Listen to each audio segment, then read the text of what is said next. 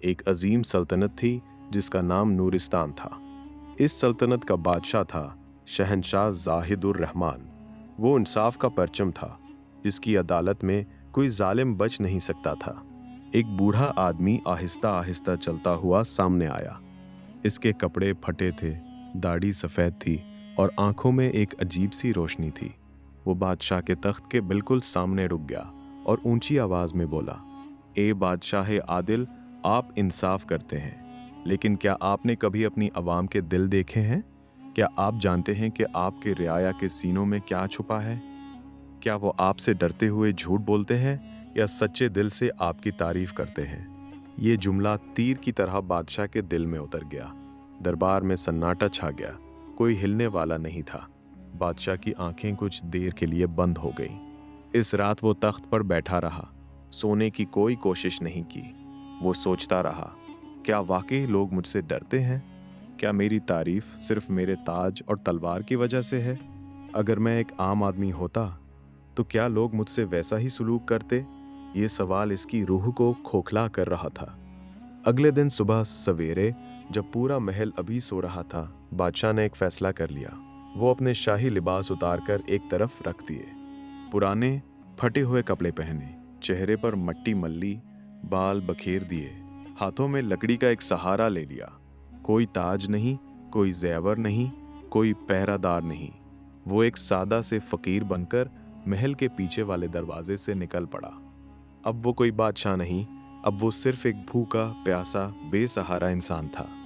पहला सदमा वो सीधा शहर के अमीर तरीन महल्ले में गया, जहां बड़े बड़े ताजिर और दरबारी रहते थे। एक बहुत बड़े महल के दरवाजे पर दस्तक दी। एक नौकर बाहर निकला। उसने ऊपर से नीचे तक फकीर को देखा और नाक फूंक चढ़ाकर बोला, क्या चाहिए? बादशाह ने नर्म आवाज में कहा, बेटा, मैं 3 दिन से भूखा हूँ, अगर कुछ रोटी का टुकड़ा मिल जाए तो अल्लाह तुम्हें बहुत दे। नौकर जोर से हंस पड़ा, चल यहाँ से, तुम जैसे हजारों गंडे और आवारा रोजाना आते हैं, हमारा दरवाज़ा गरीबों के लिए नहीं खुलता। और फिर जोर से दरवाज़ा बंद कर दिया, इतनी जोर से कि बादशाह के चेहरे पर धूल उड़ गई। बादशाह वहाँ कई लम्हे खड़ा रहा, दिल में एक गहरा दर्द उठ रहा था। ये वही नौकर है जिसे मैंने हर माह तनख्वाह दी, जिसके बच्चों की शादी में मैंने खुद हिस्सा लिया था, और आज ये मुझे इंसान भी नहीं समझ रहा। वो आगे बढ़ा, असल चेहरे सामने आने लगे। शहर भर में वो घूमता रहा। किसी ने इसे देखकर मजाक उड़ाया, किसी ने कहा, ये बूढ़ा शहर की रौनक खराब कर रहा है। एक जगह कुछ नौजवानों ने उसे धक्का दे दिया और बोले, जा कहीं और भीख मांग, यहाँ नहीं। एक दुकानदार ने रोटी तो दी, लेकिन उसके बदले में उसे गालियां भी दी। हर लफ्ज, हर धक्का, हर हंसी बादशाह के दिल पर छड़ी की तरह गुजर रही थी। रात ढलने लगी, उसकी टांगें थक चुकी थीं, पीठ में भूख की आग जल रही थी, दिल में एक बुखलाहट थी। वो शहर के किनारे एक गरीब बस्ती में पहुंचा। वहां झोंपड़ियां थीं, गंदगी थी, लेकिन गरीबों की एक अलग दुनिया थी। वो एक छोटी सी झोंपड़ी के सामने बैठ गया। थकन से इसकी आंखें बंद हो रही थीं। एक रोशनी की किरण अचानक झोंपड़ी का दरवाजा खिला। एक छोटी सी बच्ची, शायद 8 या 9 साल की, बाहर निकली। उसने फकीर को देखा। उसकी आंखें भूख और थकन से लुधी हुई थीं। बच्ची कुछ देर खड़ी रही, फिर अंदर भाग गई। चंद लम्हों बाद वो अपनी माँ के साथ वापस आई। माँ ने नर्म आवाज में पूछा, बाबा, आप कहाँ से आए? भूखे लग रहे हैं। बादशाह ने सर हिलाया। माँ ने अंदर से एक छोटी सी रोटी निकाली, जो शायद पूरे घर का रात का खाना था। उसने रोटी के 2 टुकड़े किए, एक टुकड़ा बच्ची को दिया, दूसरा फकीर की तरफ बढ़ा दिया। बच्ची ने शर्माते हुए कहा, बाबा, हमारे पास ज्यादा नहीं है, लेकिन जो है वो आपके साथ बांटेंगे। अल्लाह आपको सेहत दे। बादशाह ने रोटी हाथ में ली। उसकी आंखों से आंसू बह निकले। वो रो रहा था, खामोशी से। इस लम्हे उसे एहसास हुआ कि असल इंसानियत गरीबों के पास है। जो लोग खुद भूखे सोए, वो दूसरों की भूख समझते हैं। वो रात भर इस झूंपड़ी के बाहर बैठा रहा। माँ और बच्ची ने उसे पानी भी दिया, बातचीत की। उसने उनकी कहानी सुनी, बाप की मौत, कर्ज, भूख और फिर भी मुस्कुराहट। सच का इंकिशाफ। अगले दिन सुबह सवेरे बादशाह वापस महल पहुंच गया। उसने नहाने के बाद अपना शाही लिबास पहना, ताज सर पर रखा और दरबार लगाया। पूरा दरबार भरा हुआ था। वही अमीर ताजर, वही नौकर, वही दरबारी, सब मौजूद थे। बादशाह ने ऊंची आवाज में कहा, कल मैं तुम्हारे दरमियान एक फकीर बनकर घूम रहा था। मैंने तुम सबके घरों के दरवाजे खटखटाए। तुमने मुझे धक्के दिए, मजाक उड़ाया, गालियां दी।